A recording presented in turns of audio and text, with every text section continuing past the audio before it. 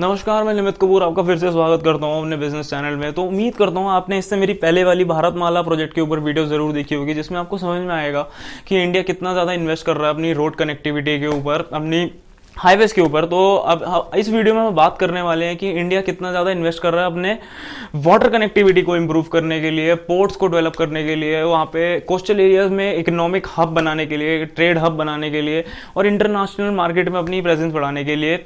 तो सागरमाला प्रोजेक्ट भी भारतमाला प्रोजेक्ट की तरह एक बहुत ही मेगा प्रोजेक्ट है और किसी भी कंट्री को इकोनॉमिकली डेवलप होने के लिए वहाँ की मैन्युफैक्चरिंग सेटअप को बहुत ज़्यादा बढ़ावा देना पड़ता है, बहुत ज़्यादा इंकरेज करना पड़ता है। और उससे भी ज़्यादा जो ज़रूरी है, जो वहाँ का एंड कंज्यूमर है, जो उस प्रोडक्ट को कंज्यूम करेगा, वहाँ तक प्रोडक्ट बहुत तेज़ी से और बहुत ही एफिशिएंटली पहुँचाना बहुत ज़्यादा ज़रूरी है। जो ट्रांसपोर्टेशन और कम्युनिकेशन डिस्ट्रीब्यूशन भी बहुत ज़्यादा इंपॉर्टेंट है किसी भी कंट्री के इंफ्रास्ट्रक्चर, ट्रेड इंफ्रास्ट्रक्चर के लिए। तो इसमें बहुत ज़्यादा इन्वेस्ट करना पड़ता है और गवर्नमेंट करना भी चाह रही है। तो 2003 में एक प्रोजेक्ट प्रपोज किया गया था, सागरमाला प्रोजेक्ट, जिसमें जो इंडिया की जो इतनी बड़ी कोस्ट लाइन है, 7516 किलोमीटर की इंडिया की जो कोस्ट लाइन है, उसका ऑप्टिमम यूटिलाइजेशन, उसके मैक्सिमम रिसोर्सेज को यूज़ किया जा सके ताकि ट्रेड और इन्हेंस किया जा सके। तो एक ये वाला प्रोजेक्ट उसके लिए प्रपोज किया गया था। तो आप ये समझिए कि चाणक्य भी अपनी अर्थशास्त्र में यही कहते हैं कि अगर राज्य में अगर व्यापार कई गुणा बढ़ाना हो तो राज्य की जो ज़मीन है उसको समुद्र से जोड़ देना चाहिए। तो इस प्रोजेक्ट में जो है बहुत ज़्यादा ध्यान इस बात पे दिया गया है कि राज्य के जो ज़मीन है वो तो ट्रेड कनेक्टिविटी जो है रोड की, उसे तो हाईवे कॉरिडोर से जोड़ दिया गया है, वो तो भारतमाला प्रोजेक्ट है।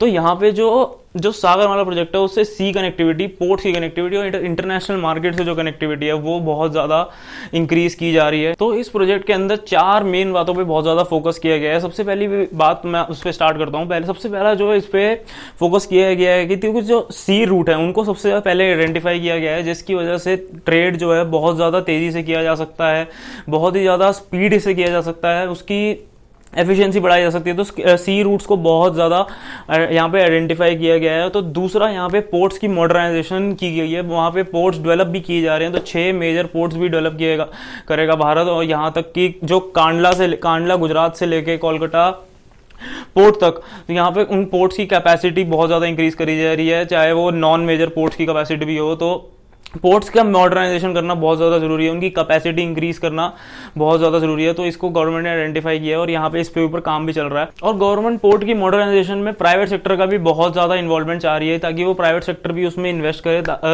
और पीपीपी मॉडल के तहत इसमें इन्वेस्टमेंट प्राइवेट सेक्टर से गवर्नमेंट एक्सपेक्ट कर रही है। मैं पीपीपी मॉडल पे एक वीडियो पहले बनाई हुई है, तो आप उस वीडियो को ज़रूर देख लीजिएगा।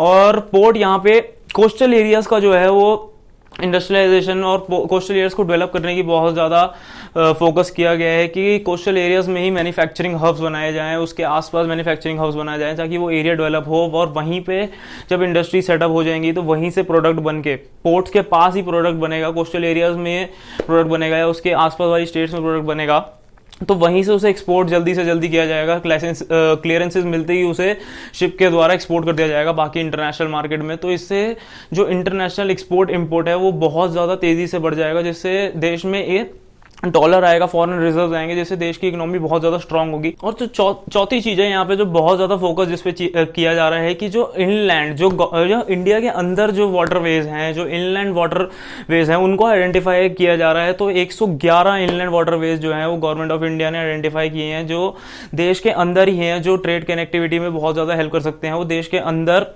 एक स्टेट से दूसरे स्टेट तक और पोर्ट सिटी तक जो है वो माल को पहुंचा सकते हैं, ट्रेड कर सकते हैं। और यहाँ पे जो है वो हाईवे कॉरिडोर्स का भी बहुत ज़्यादा यूज़ किया गया है, ताकि जो इनलैंड वाटरवेज है उन दोनों को और हाईवे से कनेक्ट किया जाए, और फिर कनेक्ट करने के बाद वो जो इनलैंड वाटरवेज से जो प्रोडक्ट है उसको पोर्ट सिटी तक पहुंचाया जा सके। तो इसे मल्टी मोडल लॉजिस्टिक्स कहते हैं। तो मैं इसके ऊपर एक जल्दी वीडियो बनाने वाला हूँ, तो आप चैनल के साथ बने रहिएगा। तो आप सोचिए देश में कनेक्टिविटी कितनी बढ़ जाएगी कि दिल्ली में किसी फैक्ट्री में प्रोडक्ट बना, वो वहां से ट्रक से लोड होते ही डायरेक्टली वो वाराणसी की किसी इनलैंड वाटरवेज में पहुंच गया और वहां से वो सीधा वो पोर्ट सिटी पहुंच गया, कोलकाता पहुंच गया, तो वहां से फिर उसको एक्सपोर्ट कर दिया जाएगा। तो आप समझ सकते हैं कि कनेक्टिविटी कितनी ज़्यादा बढ़ जाएगी। तो अब इस कनेक्टिविटी इतनी ज़्यादा बढ़ जाएगी, ट्रेड लॉजिस्टिक्स में हम अपनी कॉस्ट इतनी कम कर लेंगे। गवर्नमेंट कह रही है कि 25% से लेके 6% तक आपकी लॉजिस्टिक कॉस्ट कम हो जाएगी। तो आप समझ सकते हैं कि फॉरेन कंपनी या कोई भी कंपनी कितना ज़्यादा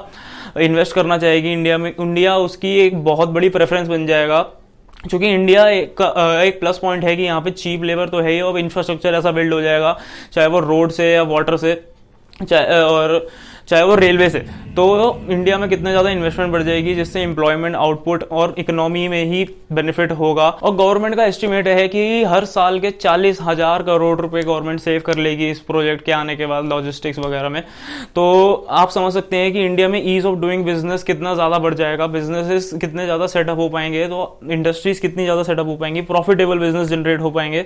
तो उम्मीद करता हूँ आपको मेरी ये वीडियो पसंद आई होगी इस टॉपिक के ऊपर। अगर आपको वीडियो पसंद आई है तो वीडियो को लाइक जरूर कीजिए और चैनल को सब्सक्राइब कर दीजिएगा। मैं आने वाली जो मेरी नेक्स्ट वीडियो में उसमें बताने वाला हूं कि रेल कनेक्टिविटी के ऊपर जो गवर्नमेंट काम कर रही है, डेडिकेटेड फ्रेट कॉरिडोर जिसे गवर्नमेंट कह रही है, उसके ऊपर जो काम कर रही है रेल कनेक्टिविटी के ऊपर, जिससे रेल से भी ट्रेड बहुत ज़्यादा बढ़ जाएगा। तो आप समझ सकते हैं कि गवर्नमेंट चाह रही है कि तीनों रोड, रेलवे और वाटर को बहुत ज़्यादा डेवलप किया जाए, उसका इंफ्रास्ट्रक्चर बहुत ज़्यादा डेवलप करा जाए, ताकि इंडिया में इन्वेस्टमेंट्स और ट्रेड और बिजनेस बहुत ज़्यादा इंक्रीज करे। अंत तक वीडियो देखने के लिए बहुत बहुत धन्यवाद।